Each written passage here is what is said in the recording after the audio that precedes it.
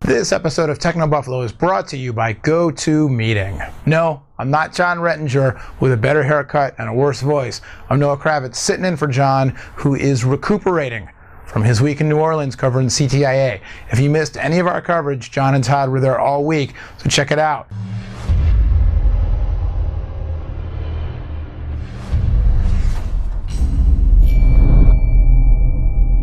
Oh, and by the way, to the person who asked about Round 'em Up Woohoo on that other show I do, no, nobody makes me do it. You don't like it if enough people like, maybe I'll find a new tagline. I don't know, it's just for fun. Let's get to Joe. Joe says, hi Noah, I'm from Australia. My contract is finishing up tomorrow. I'm in need of a new phone. I'm going to get the iPhone 4S. Do you think the iPhone 5 will be released next month at WWDC? No, Joe, I do not. I think we'll see iOS 6, but I don't think we will see a new iPhone until probably October, maybe September of this year. Apple is pretty good about making sure that at least their last generation or two of iPhones run the current software. So you should be covered if you get an iPhone 4S, if that makes any sense.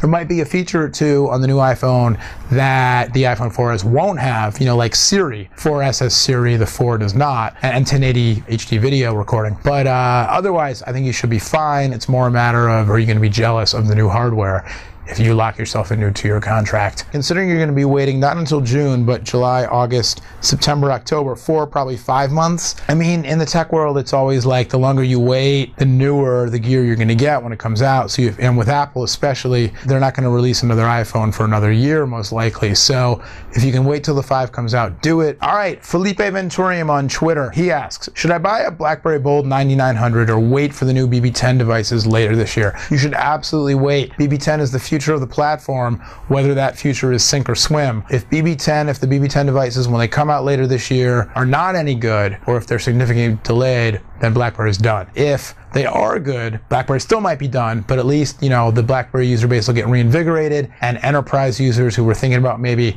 you know, jumping ship, leaving BlackBerry, going to iPhone or Android, maybe they'll stick around a little while. I still know plenty of people, they're executive types who travel a lot, who swear by BlackBerry and wouldn't use anything else. All right, maybe not plenty, but I know a few. So Felipe, if you actually absolutely have to get a new phone right away, get something off contract. Pick up an older model BlackBerry, you know, get it used off, I don't know, eBay or Craigslist, or there's a store about 2 miles from my house that sells them. If you're in my area, come on, we'll go out, we'll get a cup of coffee, I'll show you where to get a phone. All right, we're gonna go to word from our sponsor. You get the idea. Let's hear a few words from GoToMeeting. We develop trust in the people we know, but we don't really get to know people if we can't see them. That can be a tough hurdle in business with clients and employees all over the globe. That's why I recommend GoToMeeting with HD Faces. It offers a simple online meeting service with group HD video and helps you get better connected to the people your business depends on. With GoToMeeting by Citrix, it just takes a webcam and a click to instantly collaborate with your team or clients in real time from anywhere in the world. And you can even do it on the go with an iPad. GoToMeeting helps build trust and confidence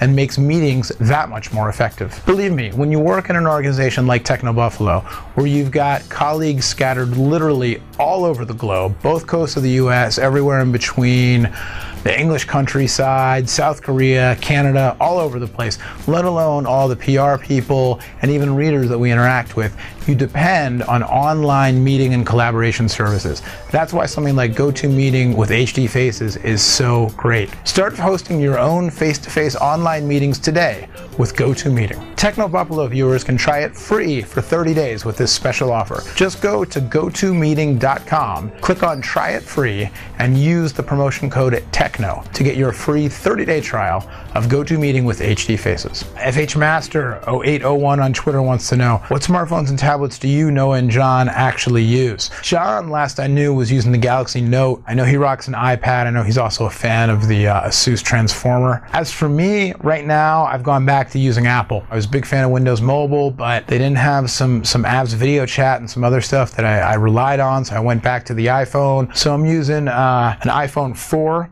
Not the 4S, but a 4. This is in a Griffin case right now. And then I've got the new iPad. I'm actually using it a lot more than I used my first generation iPad. I never got iPad 2. I'm starting to get into using the iPad now. It's pretty amazing. Has nothing against any of the other platforms, just that's what I'm personally using. I'll tell you what, my ultimate phone right now, I think, would be iOS running on an HTC One S. I love that hardware, the One S. It's so thin. One of the things I don't like about this iPhone is I have to keep it in a case because the glass is just too crack and shatter prone. But the One S, I love that the metal by the anodized, what did they do to it? They laser poof-a-foo-fooed it and has a little bit larger screen than the iPhone does. So I would love to have iOS running on that hardware. Alas, that's not the case.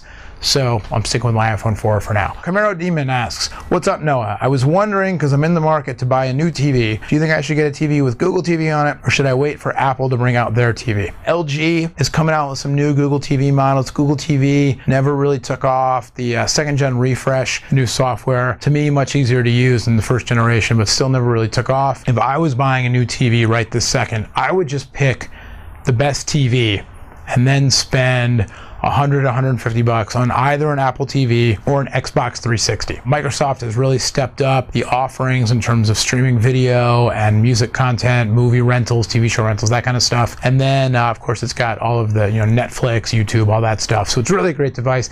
And then it's a killer game console on top of all that. Or, the Apple TV route. I don't like the new version of the software, but I still think it's a great device. Or you could pick up a Google TV set-top box on the cheap, because they're cheap right now if you can find them. One of those old Logitech boxes or a Sony box with the Blu-ray built in. I would say just buy a TV set, get a set-top box separately, and then if Apple does come out with something, you can always sell that stuff. You take a little hit, but just think of it as like renting the stuff for a few months. All right, I'm gonna go rest my voice because I sound terrible. John will be back next week. Thanks for all your questions. Keep them coming again on the website or via Twitter, #AskTheBee. Till next time, my name's Noah Kravitz for Techno Buffalo, wearing my executive hoodie. Going on the road, IPO Roadshow. No, not yet. Wearing my hoodie. See you later. Bye-bye.